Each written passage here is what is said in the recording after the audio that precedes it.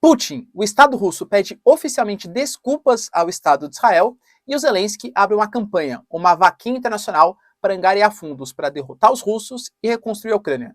Será que vai conseguir uma grana legal?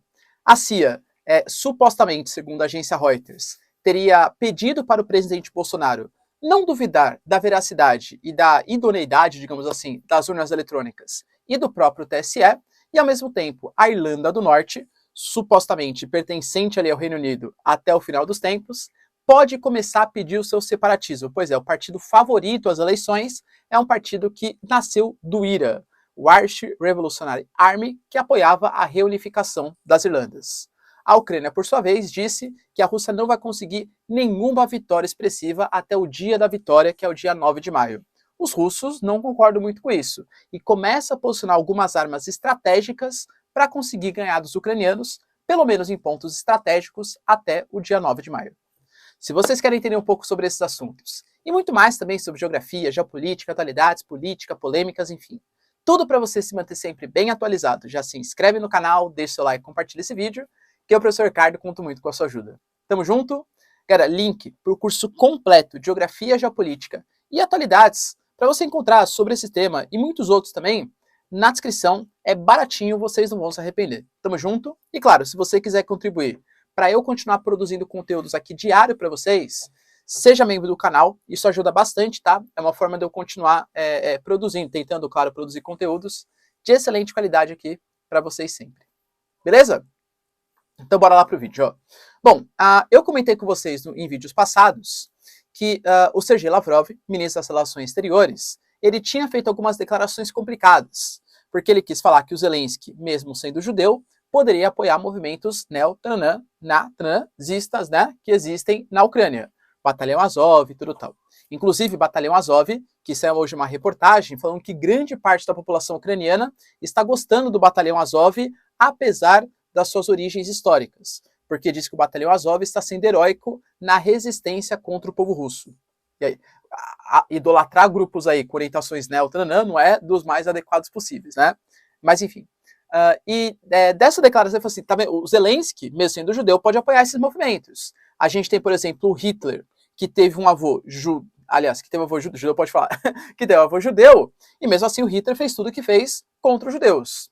Isso pegou muito mal com Israel e com a Alemanha, tá? Israel obrigou, né, falou que o Sergei Lavrov tinha que fazer alguma espécie de retratação, assim como a Alemanha. A Alemanha, cara, dane-se, porque a Rússia já não tem relações muito boas, porque a Alemanha vai aplicando sanções, inclusive, por exemplo, muito possivelmente, a ministra da Defesa da Alemanha vai fazer uma visita oficial ao governo do Zelensky, então está reforçando um pouco os laços. Mas Israel, desde o início dos conflitos, tentou ser um país mediador.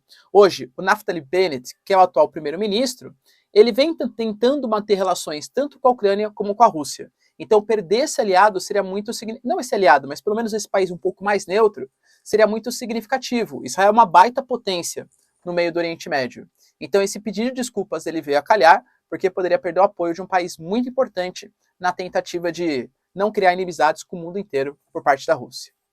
Outro ponto importante está relacionado à questão do Zelensky. O Zelensky hoje fez em Varsóvia, na Polônia, foi lançada essa campanha, que é a campanha para fazer uma vaquinha para angariar fundos para a Ucrânia, para que ele consiga derrotar os russos nesse conflito e para que consiga reconstruir a Ucrânia.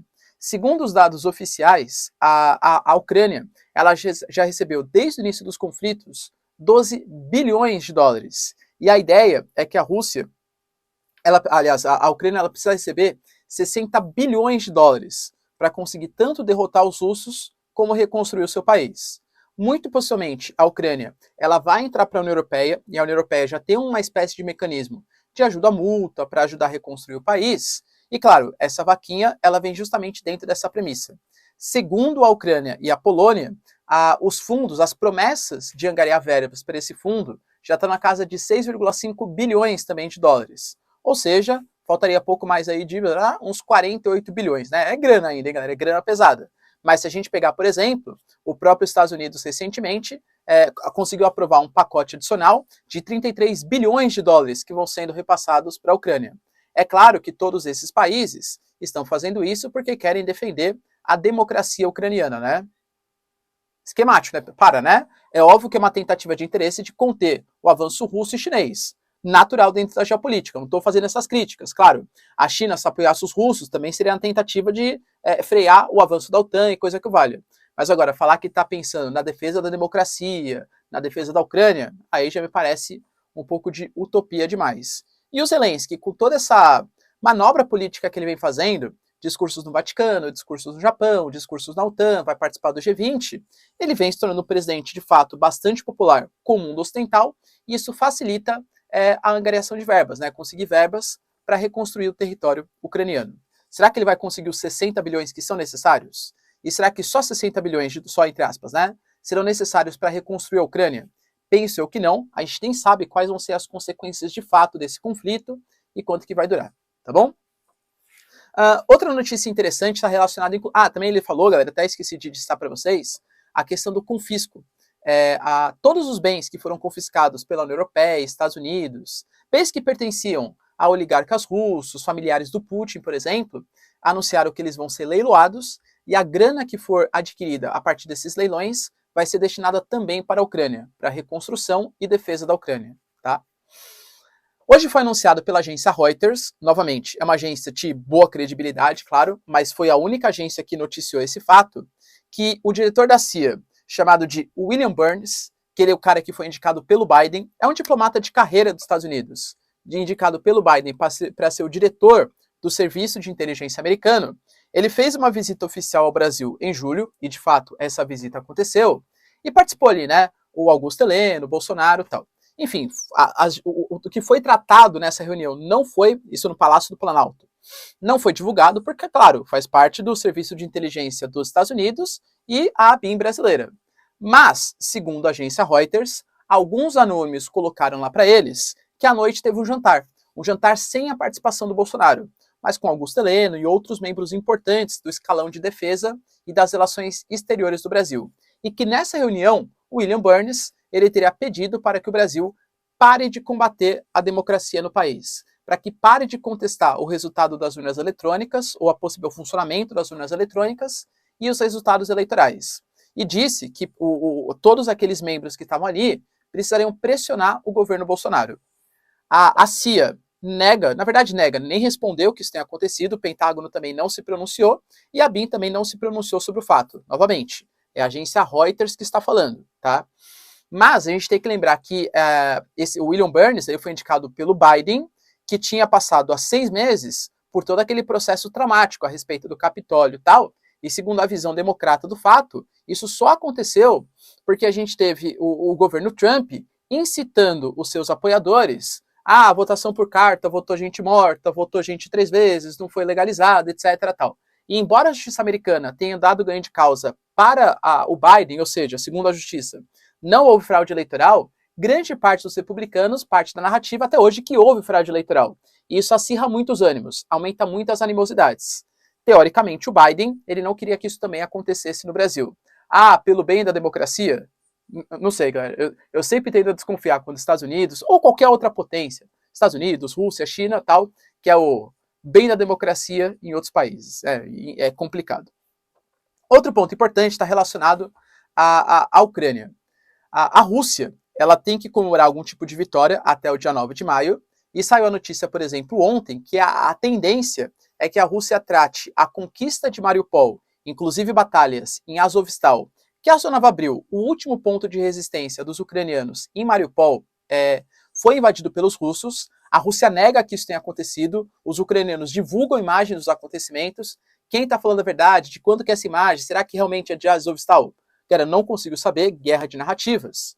Mas só até que os ucranianos alegam que a Rússia está fazendo, inclusive, propagandas em Mariupol, com cerca de 100 a 120 mil habitantes que ainda restam naquele território, para que eles, enfim, admirem os russos, que eles façam uma festa do dia 9 de maio, o dia que vai comemorar a vitória do Exército Vermelho sobre o Exército nazista da Segunda Guerra Mundial.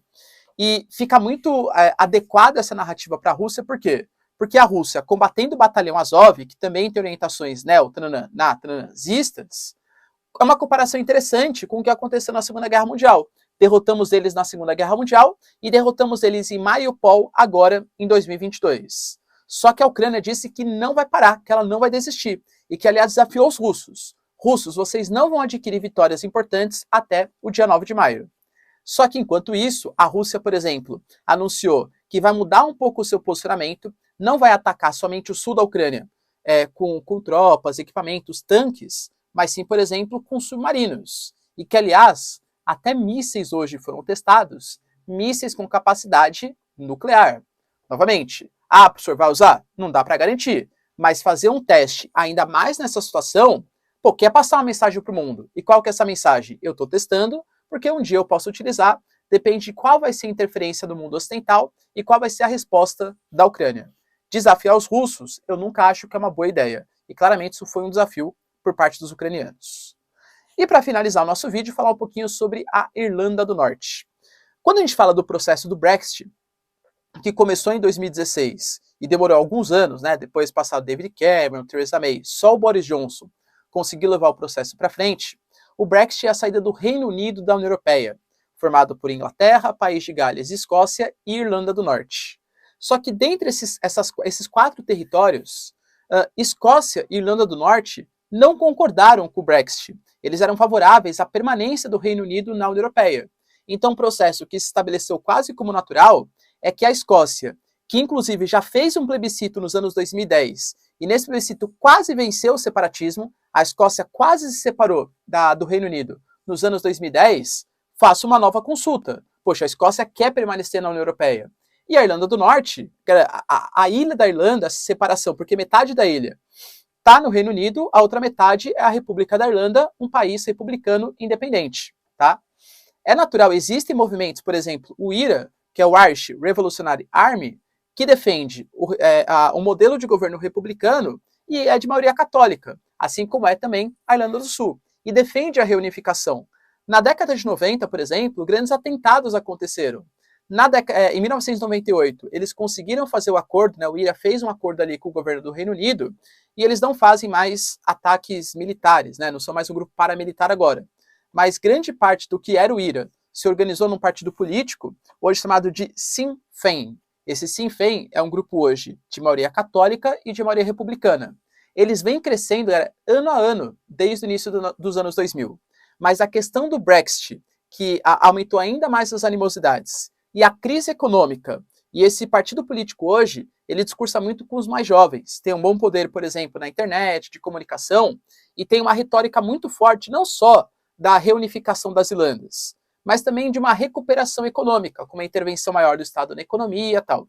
Então eles vêm ganhando bastante popularidade, e inclusive são os favoritos nas próximas eleições.